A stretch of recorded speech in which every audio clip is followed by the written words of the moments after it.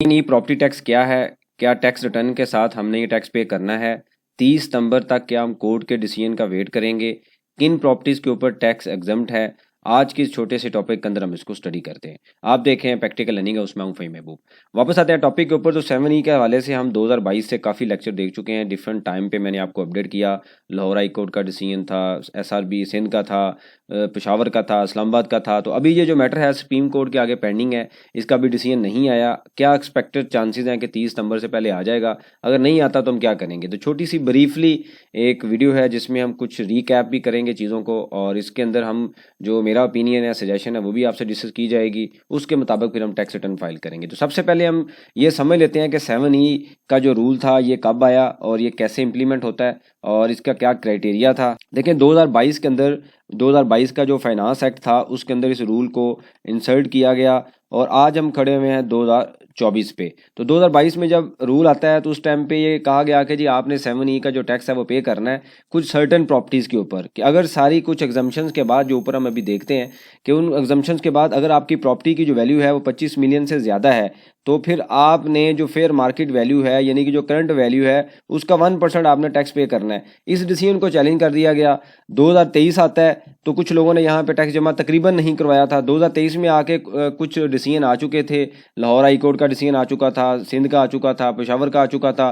कुछ tax payer के favour में थे, कुछ में ये कहा गया, जैसे लाहौर हाई कोर्ट का डिसीजन था उसमें ये कहा गया कि जी आप टैक्स ने आपने पे करना है, लेकिन आपने फेयर मार्केट वैल्यू पे नहीं करना, कॉस्ट पे करना है। तो कुछ टाइम तक इसके ऊपर स्टे ऑर्डर रहा। फिर दोबारा इस ICA का डिसीजन आता है और इसके बाद क्या हुआ कि दोबारा इसके ऊपर जो टैक्स है वो अप्लाई होता है, लेकिन टैक्स फिर भी कुछ लोगों ने पे किया रिटर्न के साथ, कुछ लोगों ने नहीं पे किया। फिर अब आता है 2024। अब 2024 में भी सेम सिनेरियो है कि जी जो डिसीजन थे अगर हम देखें तो ये लाहौर हाई कोर्ट था, उसके बाद सिंध हाई कोर्ट है, पेशावर हाई कोर्ट है, इस्लामाबाद हाई कोर्ट है।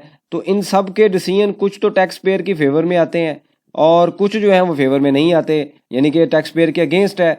तो अब टैक्स पेयर जो है वो यहाँ पे हम कंफ्यूज हैं कि हम टैक्स पे करें या ना करें। तो ये सारे जो मैटर थे अब ये पेंडिंग है सुप्रीम कोर्ट के आगे। अब सुप्रीम कोर्ट का जो डिसीजन है वो पेंडिंग है, अभी आया नहीं अभी तक। तो ऑब्वियसली हम टैक्स तब पे करेंगे जब हमें कोई क्लैरिटी हो, या तो हम ज़्यादा टैक्स पे कर देंगे या हमारा टैक्स बनता ही नहीं होगा। तो गवर्नमेंट से अगर हमने ज़्यादा टैक्स पे कर दिया, हमारा नहीं बनता, सुप्रीम कोर्ट से डिसीजन आ गया, तो गवर्नमेंट से हमें पैसे वापस मिलेंगे? तो ऐसा नहीं, हमें कभी भी नहीं मिलेंगे, बड़ा मुश्किल टास्क होता है। तो अब हम आते हैं 2024 के अंदर के 2024 में हमें करना क्या चाहिए। उससे पहले हम स्टडी कर लेते हैं कि 7E के अंदर सर्टेन एग्जम्पशंस कौन कौन सी हैं। 7E का जो सेक्शन है उसको इंसर्ट करने के बाद कुछ हमें एग्जम्पशंस भी दी गई, कि ये नहीं कि आपने सारी प्रॉपर्टी के ऊपर टैक्स पे करना है, आपके पास कुछ एग्जम्पशन भी हैं। सबसे पहले ये है कि अगर आपका एक कैपिटल एसेट है, जो भी आपकी प्रॉपर्टी है, फॉर एग्जांपल 1 2 3 4 प्रॉपर्टी है, उनमें सबसे ज़्यादा जो वैल्यू है वो आप उसमें से माइनस कर दें, कैपिटल एसेट आपका माइनस हो जाएगा। फिर आपकी हो सकता है प्रॉपर्टी नंबर 2 आपने रेंट पे दी हुई है और टैक्स रिटर्न के अंदर आप उसका रेंट इनकम भी रिपोर्ट कर रहे हैं और उसके ऊपर टैक्स दे रहे हैं।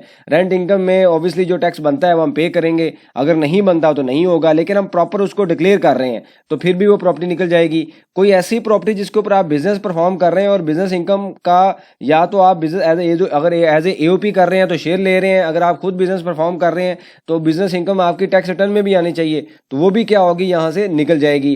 फिर आता है एग्रीकल्चर इनकम। कोई ऐसी इनकम आप एग्रीकल्चर है जो आपने एग्रीकल्चर इनकम टैक्स रिटर्न के अंदर रिपोर्ट भी की हुई है प्रॉपर, मतलब आप खुद उसमें एग्रीकल्चर एक्टिविटी परफॉर्म कर रहे हैं और वो एग्रीकल्चर इनकम आपकी टैक्स रिटर्न में भी आ रही हो, जैसे आपने रेंट शो किया हुआ है, बिजनेस शो किया हुआ है, एग्रीकल्चर इनकम जो है वो भी आपकी टैक्स रिटर्न में आनी चाहिए, तो फिर भी वो सारी एग्रीकल्चर जो प्रॉपर्टी है वो निकल जाएगी। अब ऑब्वियसली कुछ रिटर्न में ज़रूरी नहीं है कि सारी आपके पास प्रॉपर्टी हो, कुछ लोगों के पास अवेलेबल भी होती हैं, कुछ के लिए एक ऑप्शन है, कुछ के लिए दूसरी ऑप्शन है। इसी तरीके से कोई आपने during the period property purchase की और 236K का जो टैक्स है प्रॉपर पे किया हुआ है, तो वो भी जो प्रॉपर्टी है वो एक्सक्लूड हो जाएगी, वो भी आपने उसमें शामिल नहीं करनी।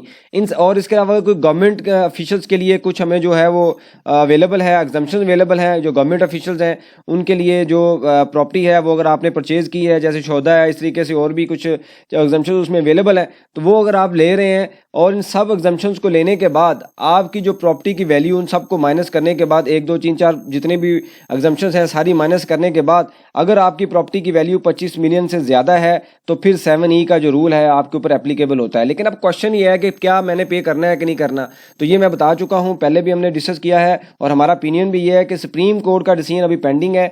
आप टैक्स रिटर्न प्रॉपर फाइल करें, लेकिन कैपिटल एसेट का जो फॉर्म है उसमें सही तरीके से डाटे को रिपोर्ट करें। वो क्यों करना है वो मैं अभी आपको एक्सप्लेन भी करता हूं कि उसकी रीज़न क्या है, क्यों हमें करना चाहिए। और टैक्स पेमेंट के ऊपर जब सुप्रीम कोर्ट का डिसीजन आता है, फॉर एग्जाम्पल वो हमारे अगेंस्ट आता है, तो फिर हमें FBR नोटिस करेगा प्रॉपर कि भाई आपका टैक्स बनता है, आपने जमा नहीं करवाया, इसको जमा करवाएं। ठीक है, हम उस टाइम जमा करवा देंगे। लेकिन अगर हम अभी टैक्स रिटर्न के साथ इसको जमा करवाते हैं और बाद में सुप्रीम कोर्ट का डिसीजन किसी और फॉर्म में आता है, डायरेक्शन कोई और है, कॉस्ट है, फिर मार्केट वैल्यू है, या इसके अलावा कोई और डायरेक्शन है, तो फिर ये जो टैक्स हमने जमा करवाया होगा ये हमें चांसेस हैं कि हमें वापस नहीं मिलेगा। अगर मिलता भी है तो काफ़ी इसमें हमें एफर्ट करनी पड़ेगी। तो इस वजह से हमारी सजेशन सिंपल ये है कि आप टैक्स रिटर्न के साथ अपनी सारी प्रॉपर्टीज डिक्लेयर करें, कॉस्ट पे डिक्लेयर करें, और अगर जो वैल्यू दूसरी ज़्यादा एनी अदर रीज़न में मेंशन कर दें कि ये जो डिसीजन है सुप्रीम कोर्ट का भी पेंडिंग है। और कैपिटल एसेट के फॉर्म में आप लाजमी रिपोर्ट करें। वो क्यों रिपोर्ट करना है, वो इस वजह से रिपोर्ट करना है, कैपिटल एसेट को अगर हम रिव्यू करें तो इस तरीके से टैक्स रिटर्न के अंदर एक कैपिटल एसेट आता है। जैसे ही आप टैक्स रिटर्न का फॉर्म ओपन करेंगे तो इस तरह टैक्स चार्जेबल के सेक्शन में कैपिटल एसेट का फॉर्म है, यहाँ पे आपने प्रॉपर जो प्रॉपर्टी है वो आपकी मेंशन करनी है। जैसे प्लस पे क्लिक करेंगे सारी डिटेल आपके पास आ जाएगी। तो जहाँ पे एग्जम्प्टेड के अंदर एनी अदर रीज़न में आके आप यहाँ पे जो सारी एग्जम्पशन अगर आपके पास अवेलेबल हैं तो प्रॉपर सेलेक्ट करें, और उसके बाद यहाँ पे आके आप लिख दें कि एनी अदर रीज़न में कि ये जो मैटर है अभी सुप्रीम कोर्ट के आगे पेंडिंग है, जब ये क्लियर होगा तो हम टैक्स भी पे कर देंगे। अगर आपका कोई टैक्स बनता है, अगर 25 मिलियन से कम वैल्यू है फिर भी आप रिपोर्ट करें। वो रिपोर्ट करने का मकसद ये होता है कि अगर आपके पास कोई एक प्रॉपर्टी है, जब आप सेल करने जाते हैं तो आपको कहा जाता है कि 7E का सर्टिफिकेट दें। अगर आप सर्टिफिकेट नहीं देते तो जैसे आप 236C का जो टैक्स है फाइलर के लिए 3% है, तो 7E का सर्टिफिकेट ना देने पर आपको 1% एक्स्ट्रा टैक्स चार्ज होगा, जो कि आपके लिए 4% बनता है। तो इस वजह से आपने 7E का जो सर्टिफिकेट या कैपिटल एसेट का जो फॉर्म है वो लाजमी फिल करना है। डिसीजन पेंडिंग है, चार्जेबिलिटी और टैक्स सेपरेट है, लेकिन जो सर्टिफिकेट का मैटर है वो लैंड का डिपार्टमेंट यही कंसीडर करता है कि जी अप्लाई हो चुका है, ये पेंडिंग है, क्योंकि वो थोड़ा सा डिपार्टमेंट पीछे रहता है, इंफॉर्मेशन लेट पहुंचती है उन तक, या इंफॉर्मेशन हो चुकी होती है बाद में उनके पास आती है। तो जब आप सेल करने जाते हैं तो वो सिर्फ बिलीव करते हैं कि आप हमें सर्टिफिकेट दे दें